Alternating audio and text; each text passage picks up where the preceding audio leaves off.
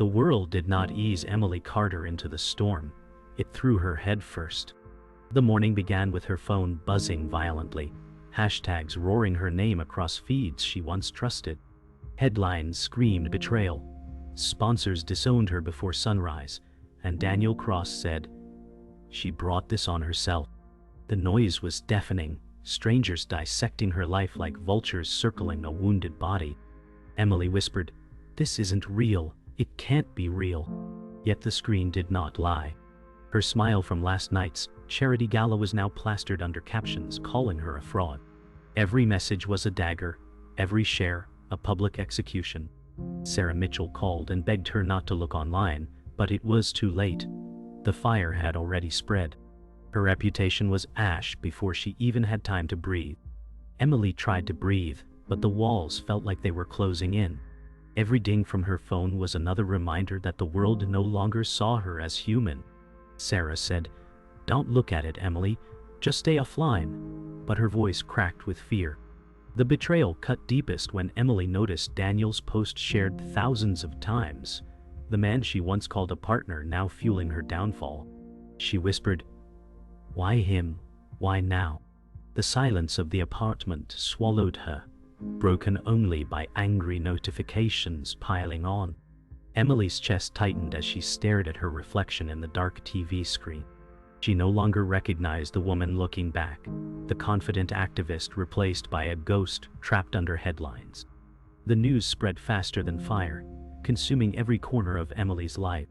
Former allies reposted the scandal with cold silence, while sponsors quietly withdrew contracts.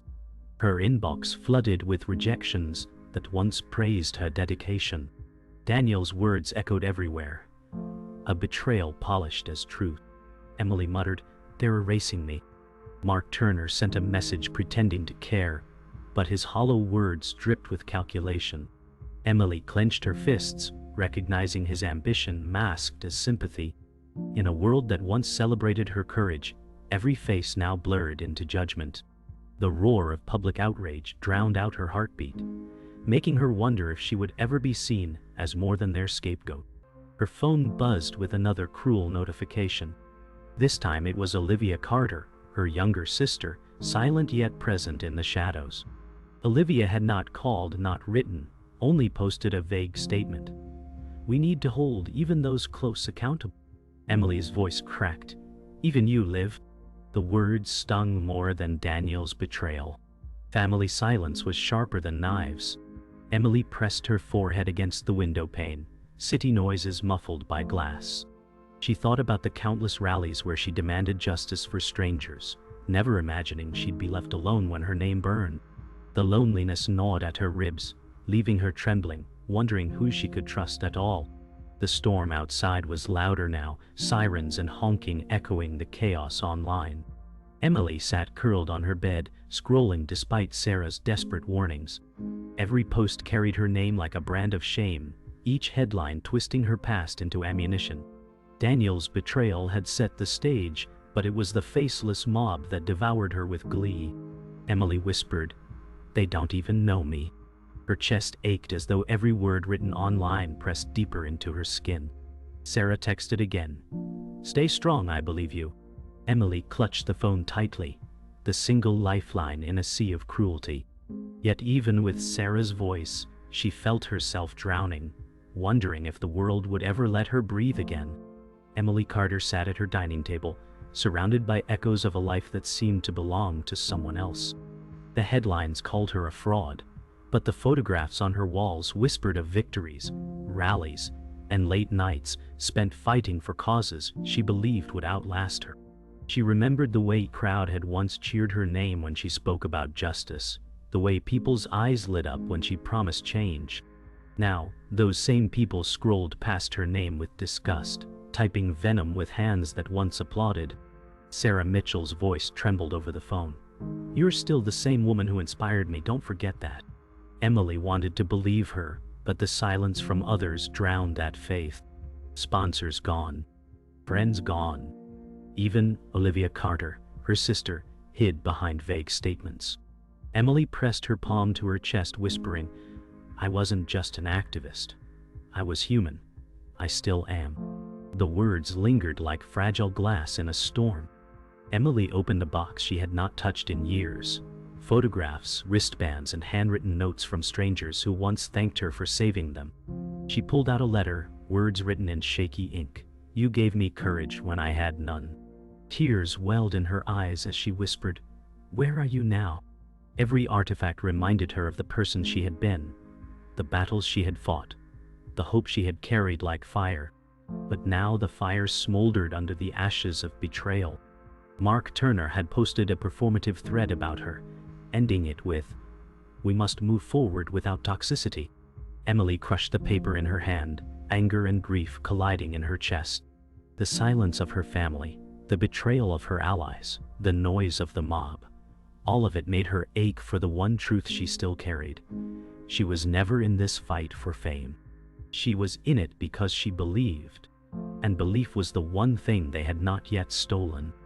The city outside moved forward without her, but Emily felt frozen in a world collapsing inward. She remembered walking through crowds, megaphone in hand, leading chants that rose like thunder. Back then, Daniel Cross was at her side, amplifying her words, pretending to be her ally. Now his betrayal carved her name into headlines that spat venom. She whispered bitterly, he used my voice until it no longer served him. She looked into the mirror above her dresser and barely recognized the hollow woman staring back. Sarah texted, don't give up, people still need your fire. Emily wanted to scream at the contradiction. The world demanded she be strong, yet crushed her every attempt to breathe. Outside, laughter and footsteps filled the street, proof that her pain was not the world's concern. And yet, she felt that if she vanished, they would cheer her erasure. The thought made her chest tighten as she clutched the edge of the dresser, whispering, I refuse to disappear. The silence of family cut sharper than the noise of strangers. Olivia Carter's absence haunted Emily like a wound that would not close. She scrolled past her sister's vague statement again, staring at the words, we must hold even those close to us accountable. It felt like exile from her own bloodline. Emily whispered, you were supposed to protect me. The apartment walls echoed back her pain, offering no comfort. She thought of childhood nights when Olivia clung to her during storms, begging her never to let go. Now, in the middle of her greatest storm, Olivia had vanished. Emily's chest heaved as the weight of abandonment pressed down, heavier than Daniel's betrayal. Sarah was loyal, but Sarah was not family. The silence of Olivia felt like betrayal from the core of her existence. Emily closed her eyes and murmured, family, silence is the loudest scream. The words lingered in the dark, as if waiting for someone who would never answer. Sarah Mitchell arrived unannounced, her presence a fragile shield against the chaos.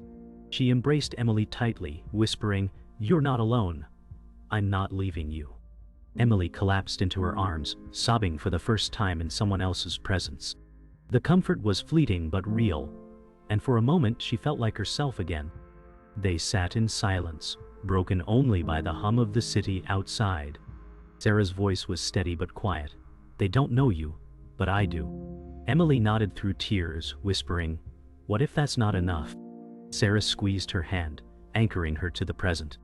Emily realized then that while the world had abandoned her, not everyone had. The mob was loud, but loyalty whispered stronger. She clung to that whisper like a lifeline, knowing that without it, she would fall.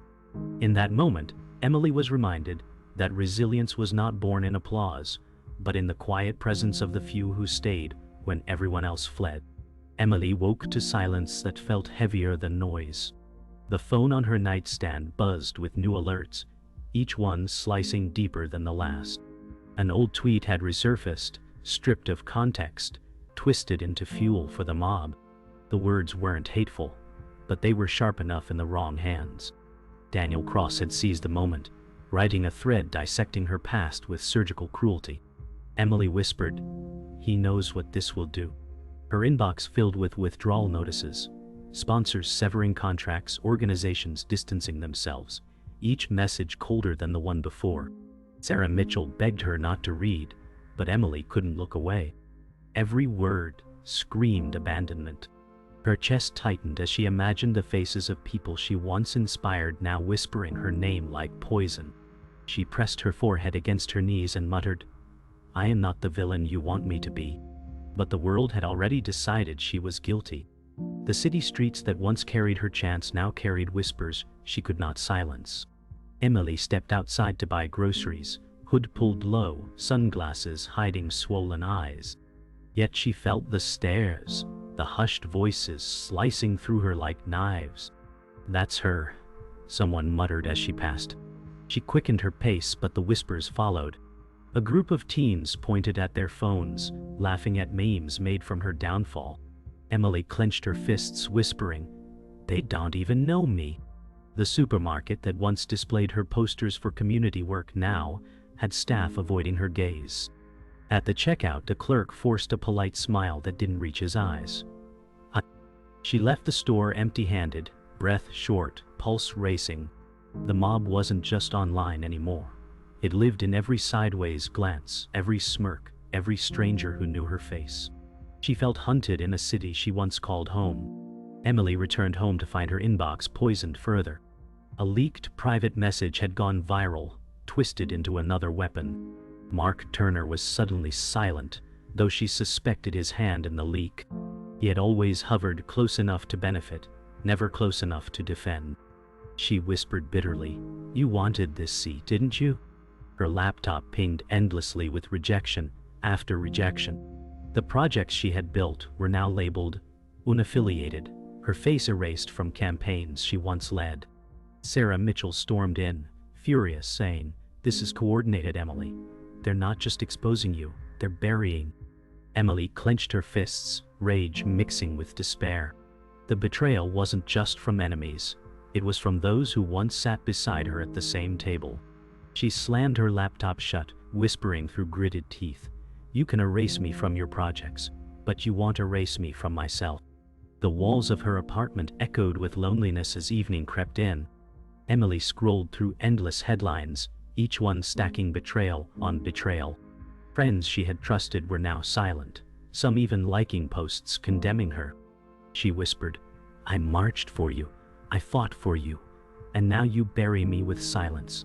Olivia Carter's absence grew more painful with each passing day. Emily stared at a family photo, her hands trembling as she touched her sister's face. "You're ashamed of me," she murmured.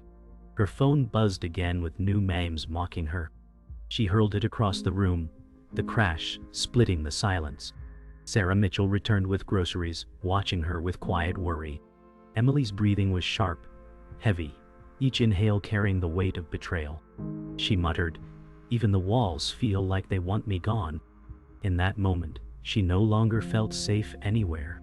That night, Emily dreamed of rallies and applause, but awoke to a nightmare louder than silence. A new headline flashed across her screen: "Insiders reveal truth behind Emily Carter." The article quoted anonymous sources, twisting her past into a grotesque caricature. Emily knew those words belonged to Mark Turner. She whispered, "You hid your ambition behind friendship." Rage surged, but despair swallowed it quickly. Sarah sat beside her, squeezing her hand, whispering, "You're stronger than this storm." Emily wanted to believe her, but her body trembled from exhaustion. She felt hunted, cornered, erased. Every notification was another stone thrown, every headline another nail in the coffin of her old self. She whispered into the silence, "If they want a villain, I will haunt them with truth." The words burned her throat, but for the first time they didn't taste like defeat. They tasted like defiance. Emily stared at the glowing screen, her hands trembling as new notifications piled in. This time, something was different. A post surfaced from James Walker, a quiet journalist long dismissed in activist circles.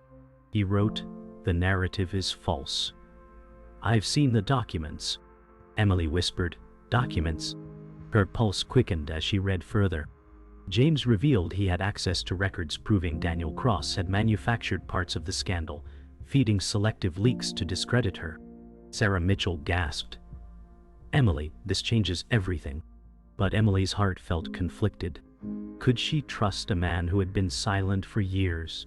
Her mind raced between hope and fear, but her chest stirred with something unfamiliar, the possibility of truth clawing back through lies. Emily closed her eyes and whispered, "If this is real, they've been condemning the wrong person." For the first time since the chaos began, a spark of doubt flickered against the mob's certainty. James Walker's words spread quickly, but slower than the venom that had defined Emily's downfall. He posted screenshots of internal emails exposing Daniel's deliberate manipulation. Sponsors had been pressured, allies misled, the outrage machine fed by a carefully staged betrayal. Emily whispered, "He orchestrated it." Her hands shook, not with fear, but rage. Sarah said, "We can use this, Emily. We can fight back." But Emily's voice cracked. "Will anyone believe me now?" The mob that once celebrated her victories now demanded her silence. Trust felt like a rope too frayed to hold. And yet, as she stared at James' evidence, something inside shifted. Thorm had a face now. It wasn't just a faceless mob, it was Daniel. Emily clenched her jaw, whispering, "He wanted me erased. He wanted my voice gone." And for the first time, her despair began to burn into defiance. Emily replayed every conversation with Daniel Cross in her mind, the encouraging words, the supportive smiles, the way he once said, "We're in this together." It all fractured under the weight of James Walker's revelations. Sarah muttered, "He used you." Emily whispered, "No, he needed me to fall so he could rise." She remembered the board meeting where Mark Turner deferred to Daniel, the way allies quickly shifted allegiance. The betrayal was not just personal, it was structural, calculated. Emily slammed her hand on the desk, trembling with rage. The headlines had painted her as a fraud, but Daniel had scripted them. She whispered bitterly, "They made me the villain so he could be the hero." Tears streamed freely, but they were no longer tears of helplessness. They were the fuel of a woman rediscovering her fire. The next day, James Walker released a full article. It was meticulous, documented, and undeniable. He described Daniel Cross's strategy to smear Emily. Staged leaks, manipulated allies, coordinated silence. The truth was raw, ugly, and liberating. Emily whispered as she read, "They were never after justice. They were after me." The mob had screamed for accountability, but what they received was entertainment, a theater of destruction. Sarah said, "We can show them the truth, Emily. We can reclaim your voice." Emily's chest swelled with pain and pride. She knew it wouldn't erase the scars, but it could wound the lie that consumed her. She muttered, "They turned me into a monster, but now they'll see the puppeteer." The weight of betrayal hadn't lessened, but now it pointed outward, no longer at her reflection. Emily closed the laptop slowly, her breath unsteady. For weeks she had been crushed by the mob's judgment, but now she held a weapon of truth. Sarah squeezed her hand, whispering, "It's time to fight back." Emily's voice trembled, "If I do this, I won't just be exposing Daniel, I'll be tearing open everything they built." The silence hung heavy, but it was not the silence of shame anymore. It was the silence before a storm turned in the other direction.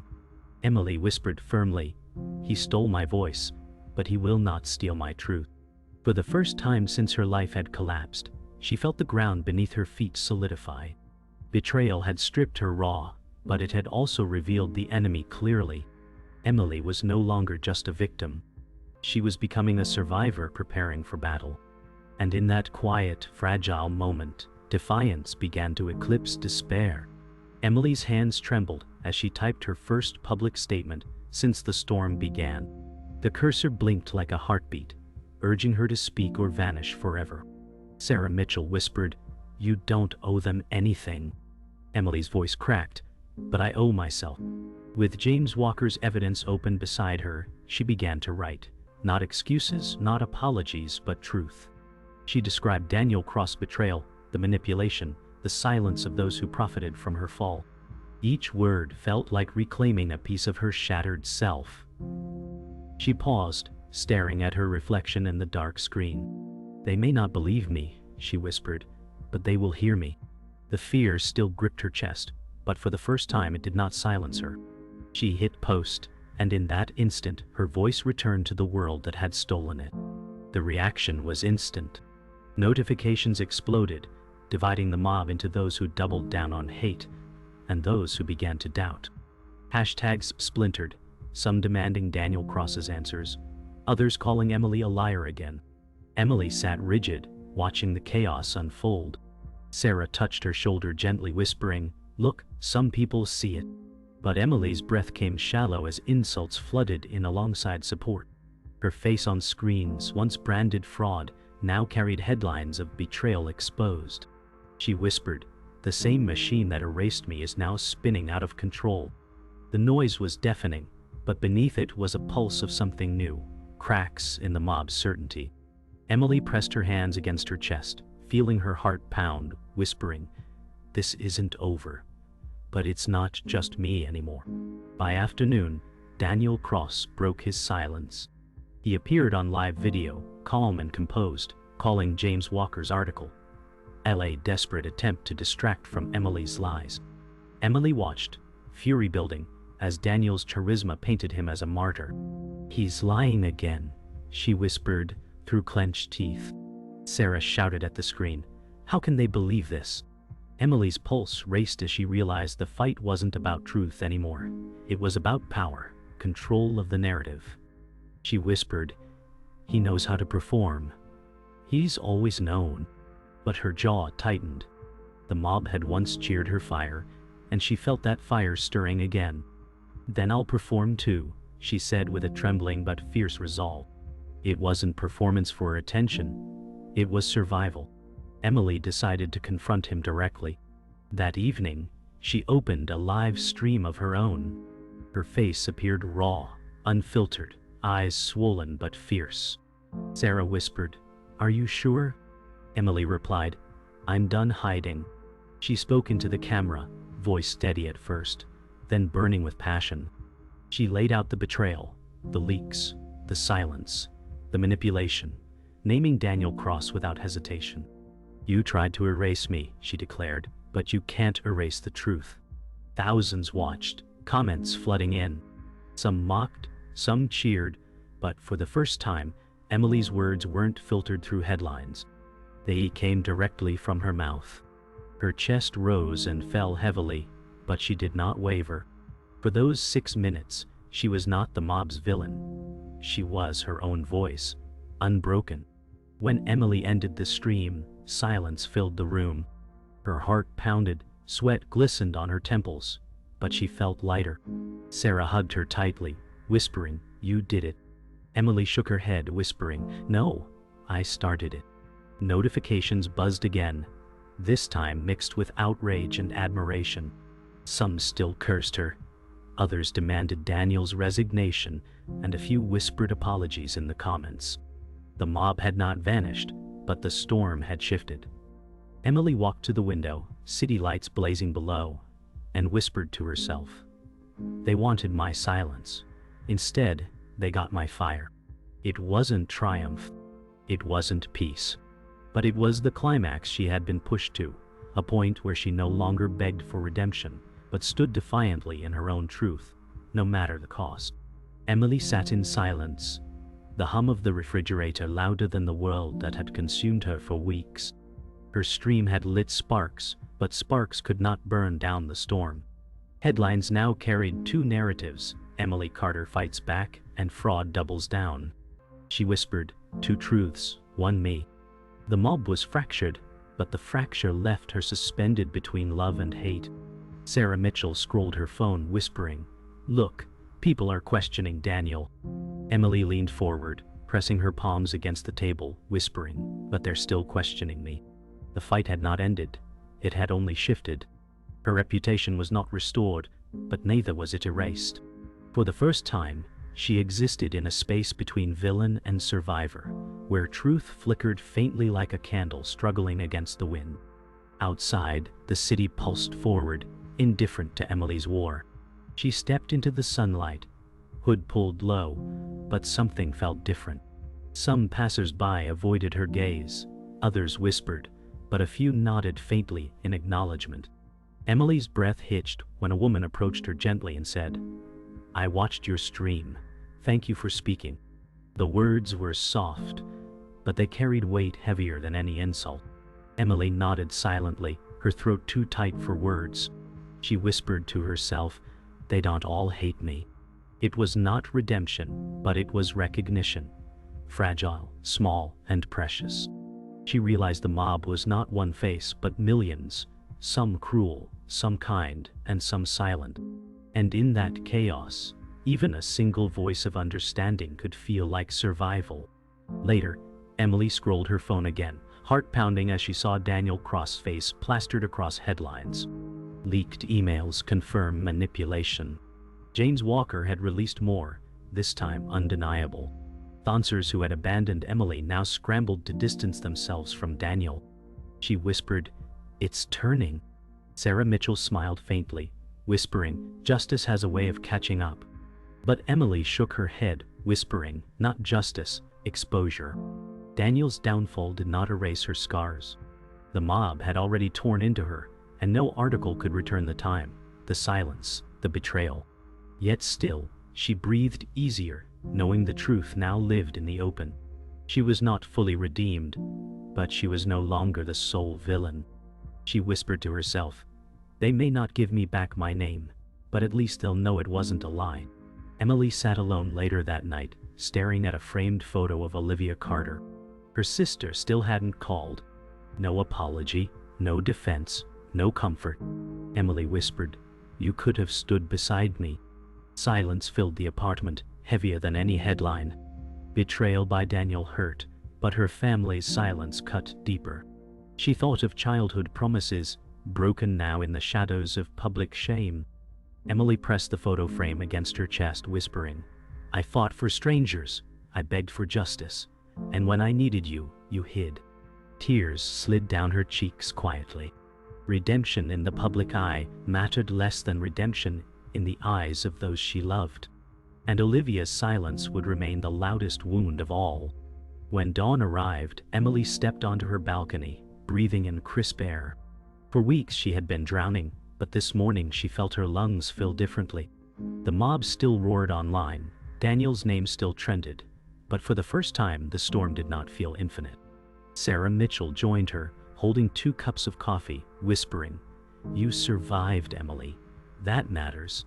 Emily nodded slowly, whispering, "I survived, but I'm not the same." She stared at the horizon, where sunlight pushed stubbornly against gray clouds.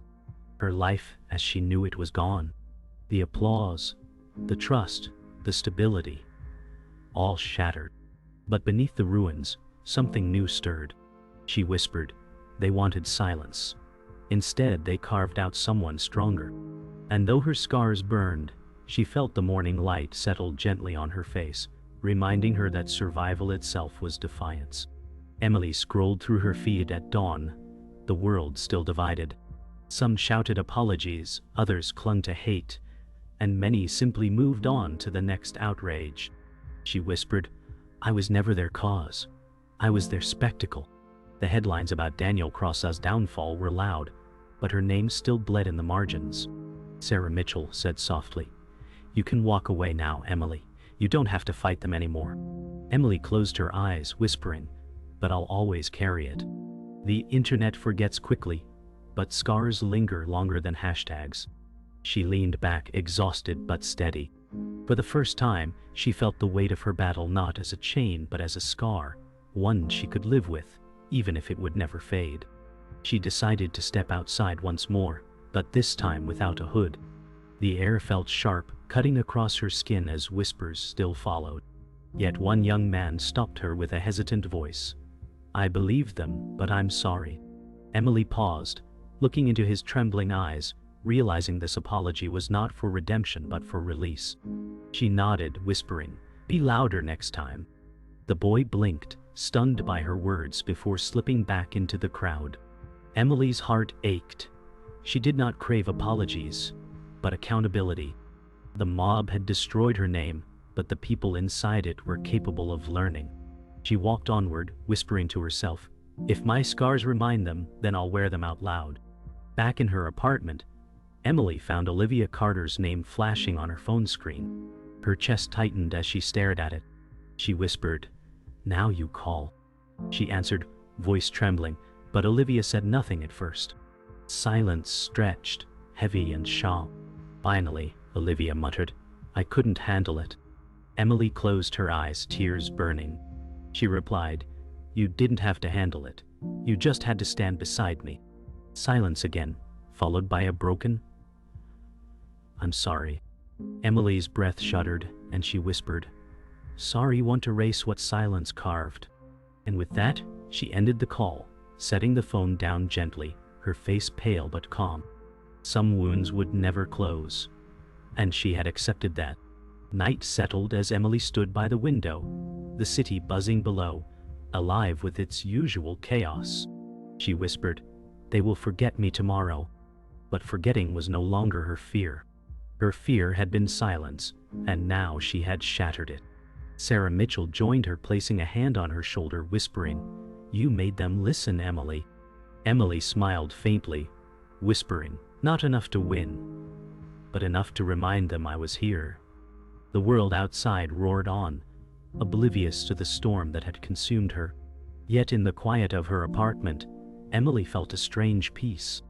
Not victory, not redemption, but survival. And survival, in its own way, felt like defiance. The final headline scrolled across her screen the next morning. Daniel Cross resigns amid scandal. Emily stared at it, lips curving into a bitter smile. The world would move on, chasing the next downfall, the next spectacle. She whispered, "They wanted a villain, but they created a survivor." Closing her laptop, she stood, pulling on her jacket. Her life was not the same. Her name never fully repaired, her scars forever etched. Yet she had something the mob could not erase, her fire, reshaped by pain but still burning. She whispered, "I am still here." The words cut through the silence like steel. It was not triumph. It was not forgiveness. It was the final blow, survival spoken like a war drum, echoing long after the storm.